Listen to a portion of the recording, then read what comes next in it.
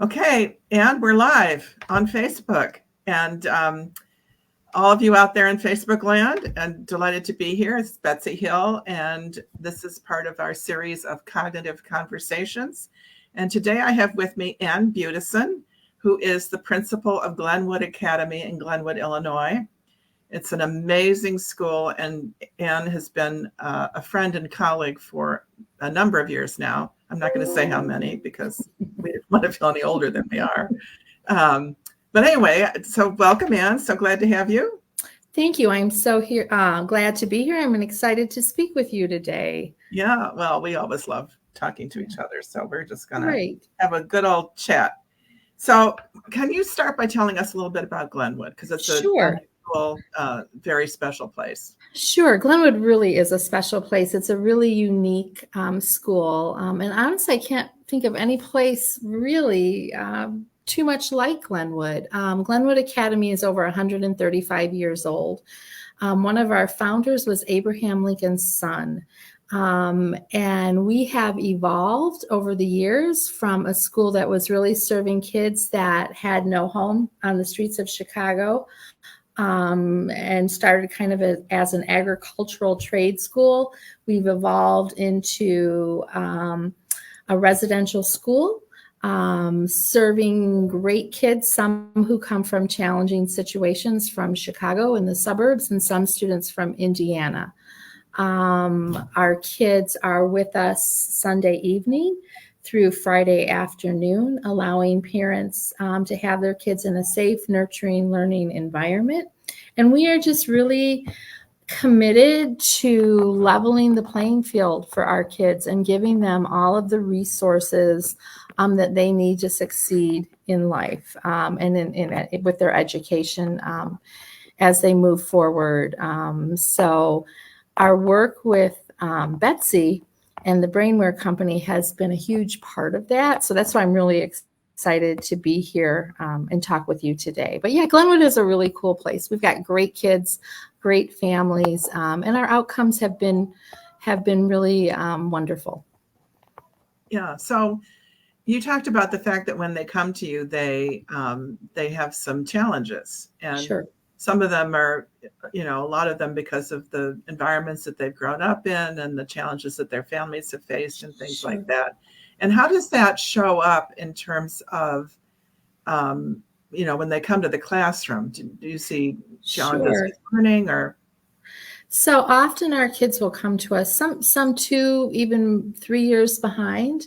And really, these aren't kids that really have a learning disability. But they're just kids that have not been exposed to really quality schooling. A lot of our kids have several ACEs, adverse childhood experiences, and we know how that impacts their learning.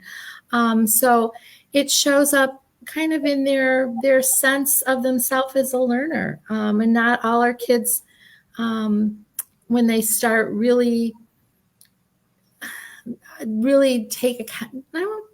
really consider themselves to be great students, or think, I love school. School's been challenging for some of them in the past. We have a lot of kids that haven't been squeaky wheels and just kind of sat in the back of the room and didn't get a lot of attention academically when they needed it. So we see all different situations with our kids, but I think we've learned over the years, and we've learned the more we understand that those cognitive processing skills are huge in helping kids get where they need to be. Our kids are flourishing. Our kids have an above average growth percentile every year. Even during the pandemic, our kids showed growth, which is, really, we were surprised, not our normal growth.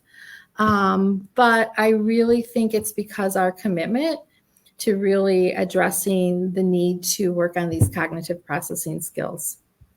So you are using Mindprint, which is the cognitive assessment, and BrainWare SAFARI to help your students build stronger cognitive skills. And when we're talking about cognitive skills, we mean basic learning processes, things like attention and working memory and visual processing. So the ways that our brains take in information from the outside world. And so the way that you use the programs that we work with you on is to help them actually build those capabilities so that they can be better learners. Right. And I think the thing that Mindprint, and I know my teachers really appreciate, is that it's really, it shows us the areas that the kids need support, additional support in, that the kids need areas kids need to grow, but it's really strength based, and it gives them actual ideas or best strategies how to meet those needs. And then the use of BrainWare, that's huge for our kids. And I have to say, I was a special education teacher for years, and I know that kids came to me with issues, but there was really never a tool out there to work on processing skills. And it was just kind of a random, we'll try this, we'll try that. And BrainWare just provides that tool for all our kids and our kids that are in our Learning Resource Center, an actual research-based tool that helps them improve their cognitive processing skills, which transfers into making them better learners and taking more pride in their learning. We all know when we feel like we're not good at something, it's kind of hard to get excited about it, right? As our kids become more confident in their learning, it's just fun to see them more engaged. So BrainWare, it works in so many ways in terms of, their academic skills, but also just how they feel about themselves as learners. And that's huge. Yeah. We often hear a lot about self-confidence, and I sometimes talk about the difference between grit and true self-confidence, that growth mindset kind of alternative to, that, we can tell kids, you need to have pride in your work and you need to really work hard so that you feel good about that. But when it's hard, when those processes aren't there, it's really hard. And so when they build them up, do you feel like they are getting that confidence because now they know they can do it? And they Absolutely. And I think the way BrainWare is designed to really helps kids with that, because as they do the different activities, they're able to move throughout the program. And sometimes they'll get to activities that are really hard for them. And we'll say, you know what, it's okay. Come back and you'll try it later. Go work on this other area. And they do that. And and then they'll come back the next day and work on it and get it. And that's incredibly rewarding for them. They love to see how many levels they've passed. We actually chart it for them, and they love that. But it's not just about passing the level. It's about mastering the skill. But it is a confidence builder for them. And the other thing is, from my little guys to my junior high kids, they all love it. So and that's a unique thing. Having been in education 30 years now, if not more, to find something that you can use with elementary and middle school kids, that's huge. It's. Mm-hmm. And so what do you think so we haven't talked about the fact that it's in a video game format, which is certainly part of it, but is that what you're referring to, or is there something else about the experience? And I think that's part of it. I think it's just really well designed. It is a video game format, but it allows, there's so many different activities in it that it really allows kids to work on so many different things, right? So it's not one size fits all. It's, if you're having trouble in one area, you can switch and work on another area. As I said before, I just think it's really designed for kids of all different levels. One of the things I think you've told me before, and your statement just prompted me to think about it again, is that sometimes kids who have really struggled, when they start to find some exercises are going to be hard, but some are going to be, they're really going to excel in because of their cognitive strengths. And so it seems to me that there are kids who haven't been successful and have, might be inclined to say, well, I'm just sort of dumb or whatever. And then they see that they can do something that the smarter kids can't do. Is that, Right. you talk a little bit Yes. about that? Yep. Absolutely. And yeah, and that's where actually the kids, I've seen them actually get kind of competitive, oh, look, I did this. And, and that makes them want to succeed. I think also that's that video game format. But I think because it's designed to help kids progress in each of the activities, and they get harder and harder, but it helps grow that skill. So there's really something for kids at all levels. And, it's really interesting to watch my kids that have an ADHD or ADD diagnosis, their ability to sustain their attention when doing it is really impressive. It's something anecdotally I have found is really, really great for our kids with ADHD in terms of helping grow those executive function skills, which we know need some more development with kids with ADHD. So I think that's a really important component as well. And although it's a program for everybody, I think it is able to meet the needs, the many different needs kids have, because no child learns the same, right? And everybody's strengths are a little bit different. Yeah, for sure. And well, you said anecdotal. We did the first year that you implemented the program. Right. I still remember that you actually personally, I think, administered the Woodcock-Johnson, a number of different tests in the Woodcock-Johnson cognitive battery, which is, certainly a gold standard of right. cognitive testing, and looked at the impact both on cognitive skills and on academics, and saw tremendous improvement in absolutely and absolutely. And I think it was just my commitment to, wow, this is such a great program, let's get the data for our kids. And it was really interesting that first year, because I think with educators, we have so much on our plate, and I was teaching at the time. And it's like, how do I fit this in? And I think the sell or the buy-in that we have from our team now is we see how it really helps our kids become better learners, more confident learners, have success in the classroom. And all those cognitive skills, not only in the classroom, they help you navigate life better, right? They're applicable to many things, how you handle situations that come about, your ability to process information.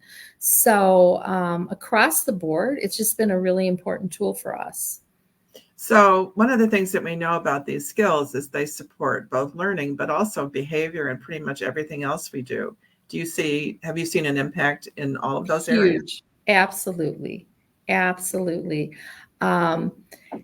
And I think watching the kids do the program and some of the activities and the way it helps them grow those, not just attention, but thinking through things, holding on to information, we do see it. And it's not just going to improve their reading, but it's going to improve their ability to navigate through school each day and some of the challenges that they're faced in problem solving.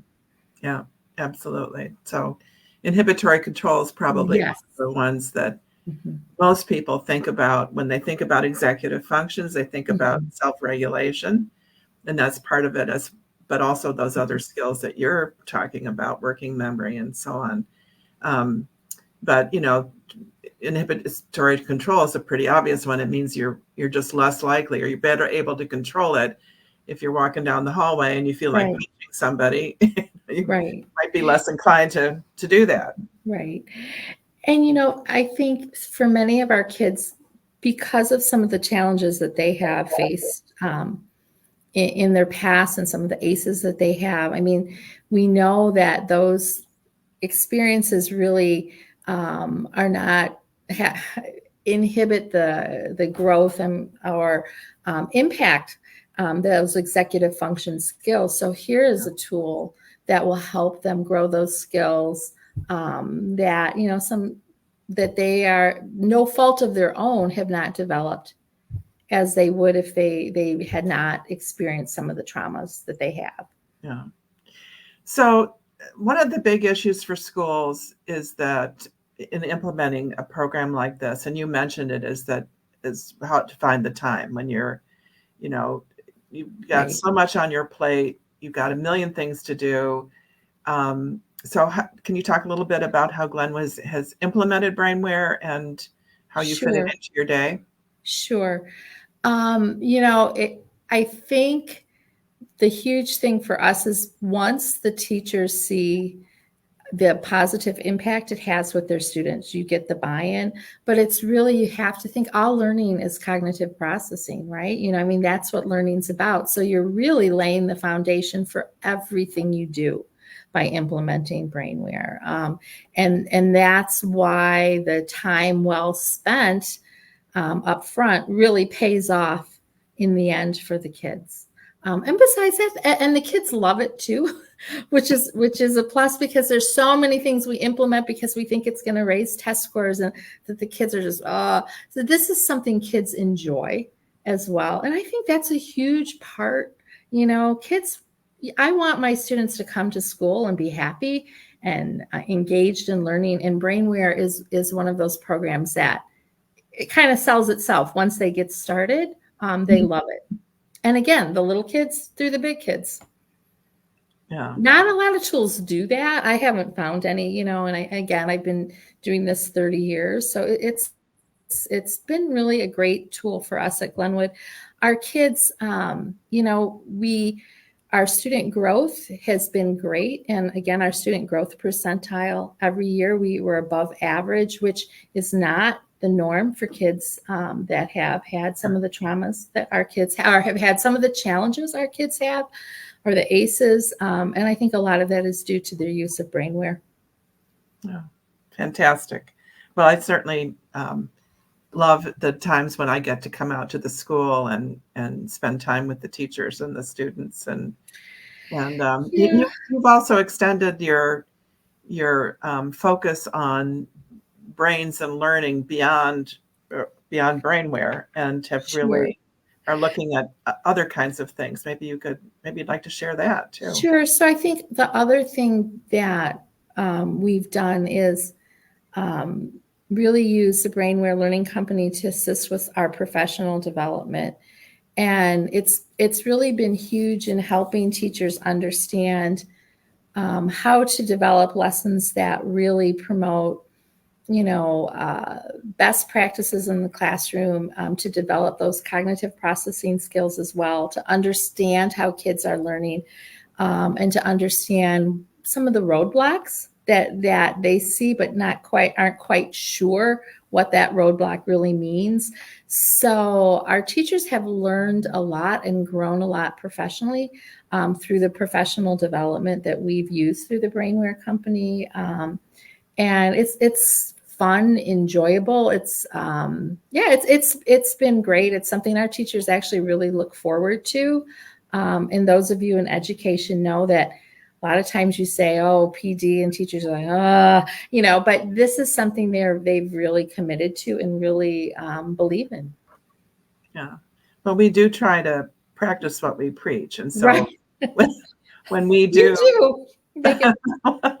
Well, I'm a teacher from way back, and I still teach today, and in professional development as well as in an MBA program. And so it's been, when I started off as a teacher, and I'm sure this is the same for you, Anne, we didn't know any of this. So, I was particularly interested in how the brain manages language, but there was I took the philosophy of language, I took the psychology of language, I took linguistics in college. There was no neuroscience, Right. So you approached it from very different ways. And when I stepped into the classroom, like most young teachers, I knew my subject matter really well, but I didn't know a lot about brain compatible instruction. And so, we tend to teach the way that we learn, and the way that we were taught and the way that we got it, which is fine for, a percentage of the population and some students, but there are so many students, and that's really part of what inspires me today to do what we do, is that I didn't have the tools. I didn't have anything in my repertoire to draw on to help me understand how kids learned. I agree. I think it's such, and today still, I think it's a missing piece in a lot of teacher training, and it's such a huge, important piece. I know when I started out in special ed, I would work with kids and I think, you're so bright. What's happening in the process that it's not working for you?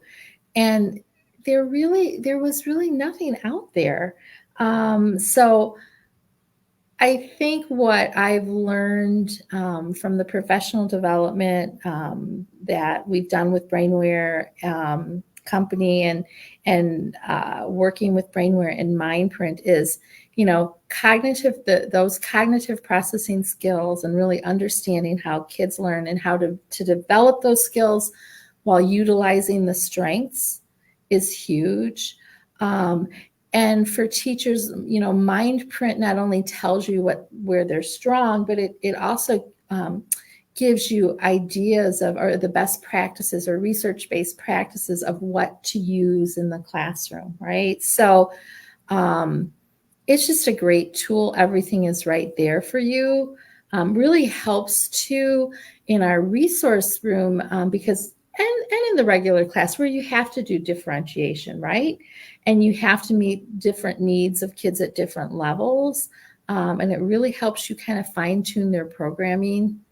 It's changed. Yeah. So how is that different? Because people talk a lot about differentiation and personalization or whatever. And most people, when they're talking about it, are talking about putting kids in groups based on their academic scores. You're talking about something very different here. Right. Explain it. Or they're saying, just give Johnny more time. That's his differentiation. Or give this student, another chapter to read, but that's not what it's about. And I think that Mindprint helps you understand what skills and what activities based on the results of the Mindprint and based on where they're at, what you can do specifically to grow those skills and help that child succeed. And again, it's strength-based. So maybe we could sort of do an example because for any teachers or anybody who's out there thinking about this. So one of the sort of easiest skill areas that I think teachers sort of intuitively get pretty quickly is different types of long-term memory. So some people have a better memory for verbal information, language-based information that they hear or they read, and others have much better memory for visual information. Mm-hmm. So a chart, a graph, an image, and that kinds of things. And so that's certainly one of the things that we've talked to and worked with your teachers to enable them to use those different techniques. Right. And yes, and I think it's not only through working with them and kind of through the PD, but also just having the information right there on the Mindprint. I know I keep saying that, but it's just such a great tool for ideas because when you have a full class of kids, it's really time saving too for the teacher when she's doing her planning because you can look and find what you need for each student. Yeah, it is pretty remarkable that there's this huge database of evidence strategies, and they're easy to implement. And the other thing is, and we do this, and I know we're going to do more of this with your students. And I wanted to talk about the fact that you started engaging parents in this process as well. Absolutely. I'd love you to talk about that. Yeah, absolutely. So, I think one thing we decided at Glenwood is, it's a team approach, right? And we have to get our parents involved. And so we had a group of parents come and talk about, cognitive processing skills, learning in the brain, like how kids really learn. And we did the PD with them. And they also got the book, Your Child Learns Differently Now What? And we're able to discuss that. And it was just really interesting. I think the parents were like, oh, this kind of explains Johnny, and this all makes sense now. And but did it in a way, again, that was strength-based, and understanding that no two kids learn the same. And I think they left with some ideas of things that they can do at home. And I know they had a lot of questions, what can I do about this? And he's not doing his homework, or he's forgetting his binder, but I think the answers were all based on, like, how do we grow those executive function skills for them, or support them, right? So that they grow. Yeah. And then when you know how they learn, when you have, know what their strengths are, then you can provide specific strategies that help them, not just, make sure they write the assignment down. Well, that, might be good, but it might not be enough. And there are other ways to help kids, be more successful, stay better organized, get their work done, spend less time studying, more time doing things. And so it's very, and, when I was a parent, well, I am a parent, but when my kids were young, they all learned differently. I had 3 boys, but they couldn't have been more different. And I didn't, oh man, I would have loved to have had this kind of information. I bet you would have for your daughter as well. I would have. And, I think, well, one of the takeaways I know the parents had when we talked about neuroplasticity, right? And just, talking to kids about, and the book talks about it, you might not have it now, but you'll get it. We'll keep working at it, and kind of dispelling those myths about, oh, you'll never be good at math. Well, no, it's like anything, you practice and you keep practicing. And I think it was really encouraging for parents, and I think it's encouraging for kids, because the message is, what, we're not quite there yet, but we're going to get there. And our brain, the more we do these things and the more we focus on them and work on them, we'll get there. Oh, right. And children can excel far beyond, exceed expectations and excel far beyond sometimes what we think they can do. We talk a lot about not wanting to set arbitrary limits or create those expectations, because we have no idea. Right. You talked about neuroplasticity. The brain, which just simply means that the brain can change. It's malleable and it's constantly changing and it's constantly growing. And the truth is, we really have no idea the extent to which we can improve cognitive functioning. And it's just an amazing time to be in this field. I think it is. And I think it's so encouraging for parents when they see their kids struggle.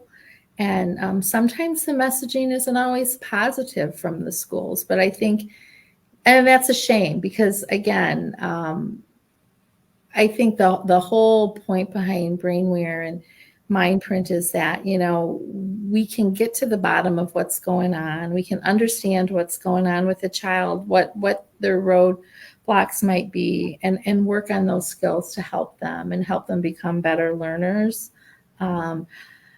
I'm a little surprised that it's not more of and correct me if I'm wrong, Betsy, but I feel like it should be like a course in teacher education.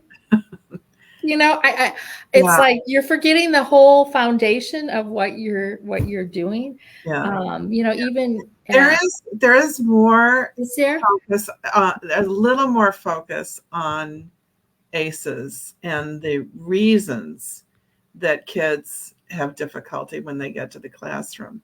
But it's really, most of the training, so most teachers still, and this may be hard to believe, but it's the case that most teachers in their teacher preparation programs never hear the word brain. Well, when I took my principal classes, when I went to get my administrator certificate, we never talked about that, which I just found that like it's a whole, I think. And I think having done this so long, BrainWare has like always been, you can tell I'm a big fan of BrainWare, but it's always been in the forefront of getting this information out to educators. It's really well, yeah, and cognitive processes are the link. They're what connects these experiences of development. It's not just ACEs, but there are other kinds of experiences and conditions, and there are disabilities and things that impact cognitive skills. But what isn't understood as well, and I think that the teacher training programs basically put all the burden on the teacher. It's like, if you do these things, that's the best you can do, without recognizing that there's a student at the other end of it that's where the learning actually happens. And when we understand that, and we understand these cognitive processes, then we can so our job, when kids have had a lot of traumatic experiences or difficulties growing up and things like that, we can't take those away, right? But when we understand them, what we can do is to help them build resilience and to help them build back up those skills that maybe they haven't developed. So, and the only way to do that is to build the learner's brain, not to build the teacher's brain. So anyway, that's sort of how we look at it. I know we partner with a local university to provide speech and language services for our kids. And one of Dr. Bing has said, like, oh, you guys are working on cognitive processing skills. Thank you. It's making our job easier, right? So I think there are people out there that get it. I just think, again, too much is about what the curriculum is, and not enough about how kids learn, how to make an optimum learning environment for them, right? So I was going to ask you what you would say to a school or to another educator who was, if you. Maybe you want to just sort of sum up what you've been talking about in terms of what the takeaway should really be for them, and how they should maybe think about things a little differently. Sure. I think the takeaway is, if you want to create the optimum learning experience for kids, no matter what the population your school serves, and that BrainWare is a tool that really helps you do that. And it is a tool that you can use with multiple grade levels. And it really helps kids become better learners and helps them become, I think, more accountable learners, and that's huge. It's not something that's just we're pushing at them. They're the learners. They're using these skills. We've been doing it long enough, and I see kids so excited, feel good about school because learning has become more proficient for them because they've worked on these skills. We've seen it in behavior, and behavior relates to all those SEL skills, right? So it's a program that really, it does truly address the whole child. So it's huge. We feel so fortunate to have it. And our teachers, I think, have, again, grown so much in their professional skills and their understanding of the learning process through the professional development, through the Mindprint reports, through the kids, watching the kids do BrainWare. It's an important part. I mean, it's like the foundation, really, right? And so it's worth the time. I cannot say enough how much it is worth the time, and the payoff will be huge. Great. And we've seen it, and we do have the data to show it at our school. We truly do. Yeah, you do. It's obviously, it's a partnership that's been very near and dear to my heart. And I just want to thank you, Anne, for spending some time with us today. I know you are very busy as a principal and have a million things on your plate, and that's probably a student who needs you right now. So. Well, I want to close by saying I feel like I have grown so much professionally from really being part of this, learning about BrainWare, learning about Mindprint, the professional development. It has helped me as an administrator understand, when I'm looking at those test scores, what we need to do. And so it has been a marvelous experience for me. And I cannot thank you enough, Betsy. Well, I really am your biggest fan. No. All right. Well, if anybody has, so Carlisle says, I like it. So I'm glad if you like it. Well, that's great. And if other people have questions or you're viewing this later, because I know it gets saved on Facebook, please, ask comments, ask questions and things in the fields that they provide below the video. And we'll be back again sometime soon to talk about more cognitive conversations. Sure. And I welcome any questions about, from anyone about how we implement it and in the school day and things like that. Yeah. All right. Keep those neurons sparking, everybody. Right. Keep making those connections. Absolutely. All right. Thanks. All right. Take care. Thank you. Bye-bye.